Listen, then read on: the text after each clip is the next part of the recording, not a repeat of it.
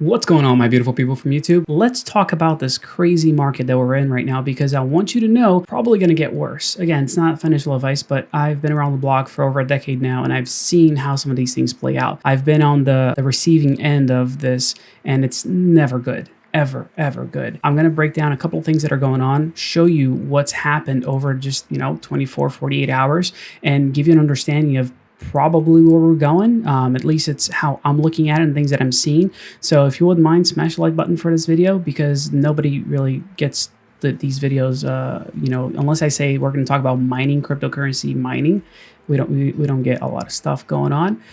It just doesn't get in front of a lot of people. So yeah, that's how you can help, is smashing the like button and watching this video from start to finish. But let's get right into it. All right, hold up. Before I keep going with this video, I want to explain to you how, FTX has gotten themselves into hot water and some of the wallets and things that have been going on in there. But this is more than that, because more developments have obviously taken place since I actually recorded this video. So I want to make sure you guys get the full scope and are caught up. So during this time that I didn't get to upload the video, CZ did, tweet out saying, "Sad day, tried, but sad face." So I did, let everybody know that, hey, it's over for FTX. Please understand that there's more to it though, because, and this is a warning that I'll give you guys right at the beginning here, FTX US is part of the bankruptcy filings, filed for Chapter 11. This is bigger than what most people realize, and I do want to show you how it might impact everybody and everything. Take a look at how the wallets and balance sheets kind of looked and how much money they were losing on a 24-hour span, because this is pretty crazy to think about, just the amount of money. And I'll get back to you at the end of the video, and I'll give you guys as far as an update goes, and a big warning, because I don't want you guys to fail in this space. It's not fair, because some doofus is, thinks he's better than he is, and just, blatantly makes decisions that without the care of how it will impact others, and that's just not right. All right, so that was a rough explanation as far as how bad things were as far as wallets are concerned and where the money was going to and from. NEXC obviously dodged a huge bullet. Everybody's aware of that. It's not the first time that they do that. So that exchange, they pulled their money out before things went crazy, which is, not the first time they've done that. Now, let's talk about the bigger impact, because Solana has taken a huge hit. And as you guys can see, here's this article, Solana drops almost by a third with everything that's going on with FTX. Solana is not the only thing that's going to be affected by this. And that's what I want you all to understand, because this is big. This is, again, not fair. But hey, that's the world. It's not fair. People make dumb decisions and it impacts others. FTX had their hands on way more than most people realize. If you just take a look at this little graph from CoinDesk, Yuga Labs got $450 million from them, Circle 440, Near Protocol, Sui, BlockFi, Aptos, Helium. It's a very unstable world right now, and I don't want anybody to lose out because of it. You have not heard the end of this, I promise you. Yes, you've heard plenty of influencers and people out there saying, hey, there's going to be crazy amount of news around this. People are going to go to jail and all that stuff. I don't care about that. I care about you. So here's what I want to tell you about this. People have not disclosed their balance sheets yet. Not everybody out there have said, hey, this is where my money is. This is where the company's assets are at. So you better believe that there are projects, there are people that are affected by this that have not disclosed it yet. They don't know how to disclose it. They are trying to figure out a way to get by it. There's so many different things going on right now, and I want to make sure you guys understand that the hole is way deeper. So we saw a pump, after it, the markets kind of crashed down. It came back up. This is more of a fake out than anything else, because as soon as people start to talk about, oh yeah, my money was on FTX, our funds were on FTX, things are gonna get pretty darn bad. And I don't want anybody to, have their money on FTX.US or have this great expectation that, hey, things are going to be okay now, we are restabilizing. Like, no, four stable coins, within 24 hours depegged, which is a huge deal. So understand that there's way more to this. First off, Bitcoin Magazine put out a tweet early today at about 10 a.m. Pacific, saying that just in whole and FTX balance sheet pops more than $6 billion, according to Bloomberg. That is awful news because people, people's funds are locked up in FTX right now, and everybody thought that it was like this trustworthy platform, things are going to be okay, and now look where we're at. Kind of the too big to fail type of scenario. It's not, and obviously Binance seems to be the one that's too big to fail at this point. And I talked about how there was a head-to-head fight between CZ and Sam in the last video. Well, you can see who's winning, and I'll show you a tweet from CZ later on that explains a little bit of that. Take a look at this chart right here. So over the last 7 days, the people withdrawing money have been withdrawing a lot of money, and this is like the top addresses according to FTX, in regards to the volume. So MEXC is right up there as number one. That's a chunk of change right there, over $400 million, and then over to an EIP user, then some ETH millionaire, and the reason they'll say ETH millionaires because people have been accredited to those wallets. Then you have Circle deposits, Jump Trading, Token Millionaire, High Balance, ETH Millionaire. All right. This is a lot of money coming out of one single platform, which is why FTX finds themselves where they're at today. But let's keep going. Thanks to CoinDesk, they put out some nice little graphics. Check this one out. So top exchanges by stablecoin outflow. So over the last 7 days, $450 million were pulled out of FTX, and then 300 out of KuCoin, and then way behind them you have Crypto.com at the $53 million. So you can see that they were going heavy withdrawing funds from the two platforms there, and this is what happens when you're not liquid enough. Fractionalized, lending is just not a good place to be. Over leveraging yourself because you think, oh, people are not going to all withdraw at once. This is what happens. You end up crashing and failing.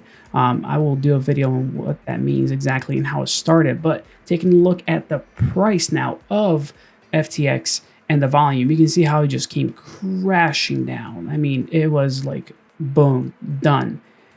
Now, here's the cool thing that I really want you guys to pay attention to, that I think there is some merit and you guys should be aware of. This next chart talks about the top smart money addresses by withdrawal volume on FTX past 24 hours. And this is as of November 8th. Jump Trading is one, but then you have Alameda Research at the $35 million right there, and a bunch of other ones. But this all begs the question of, are things being done properly? And whenever you wonder if things are being done properly, well, guess what? We get little pieces of news like, FTX Empire faces U.S. probe into client funds lending. This is never good. If the SEC starts to scrutinize how you've been dealing with things, not only that, they're taking a look at what's going on between FTX.com and FTX US. Sam has been very clear every time. This is an FTX thing. This is not an FTX US issue, but the SEC wants to know what's going on. And this is everywhere. Everybody's like announcing this. The U.S. is investigating the FTX Empire over handling of U.S. customer funds. And when you see wallets, pointing to Alameda Research as the ones who are, pulling out a ton of this money, it brings up even more questions. Let's keep going because this is not good anywhere. It's not good at all. So here's a tweet that I came across from Autism Capital. Please verify. Caroline, was barking orders to hold the line on FTT yesterday in the afternoon. She was fired and escorted out of Alameda's Hong Kong office. A team member, now formerly closely affiliated with the fund at the Alameda Hong Kong office, as this was all going down. So they're like, this is serious. Can you guys please check? And somebody just put up a thing here saying, no more Alameda in the bio. So this is her Twitter profile. So that's what's going on. I don't remember if there was Alameda on there or not. But if we keep going and we go to Alameda's research, their Twitter page, you have this nice little link here, Alameda Research, and this is what you get. Private sites, currently private. If you're the owner or contributor, please log in. Their whole website's down. The whole thing is down, and it's not looking good. But I want to give you guys numbers and things to go off of because I don't want to be the guy that just like says, oh, stuff is happening. Like, I want to show you a couple of things and how crazy this stuff is going on. And here's an article from Bloomberg that you guys can take a look at it later. But FTX financial black hole leaves Binance, looking at a rescue plan. Like, they're just begging to be rescued. They're like, please throw us a rope, CZ. Help us, help us. I don't think it's happening. And I think the numbers kind of speak for themselves. I just don't think that this is a viable option for them. It's not a good money move for Binance, especially if, like I said before, if they're really in the hole, like $6 billion, it's just not a good company to buy. Not only that, I can put on my tinfoil hat and say what Jay's saying here, like, ooh, how close were we to really, really having this really bad, even worse than it actually is, because FTX in May was set to launch its own stablecoin. So was the next, plan to just start printing money as if there was liquidity in the background, which didn't really exist. It's scary to think about it that way, especially when Sam himself has talked about insolvency of other crypto exchanges. And now here we are in this situation. And I got a lot of numbers, and I want to credit somebody here. So Smul here kind of aggregated a lot of information for us, and you can go check them out on Twitter.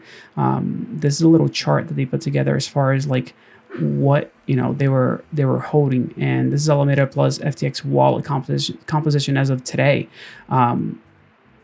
This is not good. This is like $1.3 billion. And there's a full spreadsheet. And the spreadsheet is actually what I want to show you guys, because if you don't know, there's a lot of SOL tokens getting unlocked in less than 24 hours. And if those get dumped on the market, you better believe things are going to come crashing down hard. So here we are. This is the FTX and Alameda wallets all together. And this sheet has a lot more info than I'm actually showing you guys. I just truncated it to kind of limit what we look at, because it can be a lot. But what I want to focus on, I'll bring this up here so it's a little bit easier for you guys to see, and I'll probably bump up the font a bit, is performance-wise where things stand. And it's a lot of different tokens. It's what they're holding, how much things are worth, the performance, and you have two sections here. First section on the left is today, and then I went back to 11/8 at the same time just to do a fair comparison. Where was it and where is it now? And over 24 hours, what was the impact to these wallets and where do they stand today? And if we scroll, you're going to see a few things that have been going on. They have been purchasing things that were not in their wallets before. You can see it here. So brand new thing that got added to the wallet in the last 24 hours. But I also went ahead and I kind of went, you know what, let me start highlighting the big chunks, the big numbers, so you guys see exactly where these things stand. It's probably too small. Let me see if I can make it a little bit bigger right there. Yeah, that's a lot better. I'm going to, yep, that's good. Let me see one more. All right, so we can go this way. If I can get that in there. Yeah.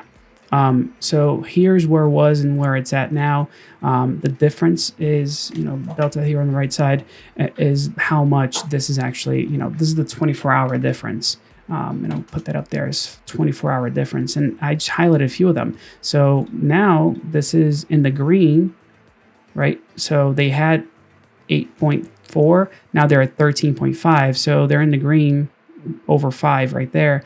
But BNB, if you take a look at this number, well, they were, they acquired, they didn't acquire a little bit more BNB, but at the end of the day, they're down $2 million, because of token price and everything else that goes along with that. I'm going to make this sheet available to you guys. I'm just going to scroll down because I did mark some of these things up so you guys can see it pretty clear.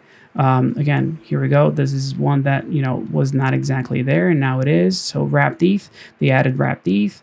That increased the balance sheet. But when we get to these fun things right here that are really out there, so negative $85 million, and that's the FTX token because it got dumped on. And performance-wise, it was performing at 20% increase, and then it went down to negative 12. But all in all, over 24 hours, they lost $85 million on the FTX token alone.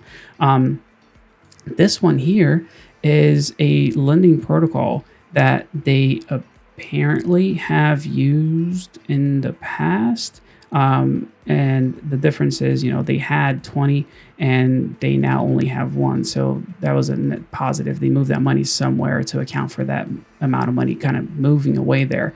Again, loans. So ETH right there, once again, and you got to take a look at the left side there, what it actually is. So ETH Lido. So Lido lending platform, again, that's, where that ETH was and what it was for. So they lost, a chunk of change there. And this one is not really crazy. It's just to do with token price, because the token price dropped like crazy. And it keeps going. There's some crazy things in here. So for example, ASD, this is, Ascend, which is BitMax. And then you have over here, we got BOW, which is lending, shorting BTC, which is bear. And I kind of went over these things and I was like, wow, this is wild. Really, all the greens are, stable coins and other exchanges. So they literally bought up other exchanges tokens. And this can have a lot to do with loans going in and out. Crypto.com, they're down $1 million right there for Crypto.com. CRO, token price dropped as well.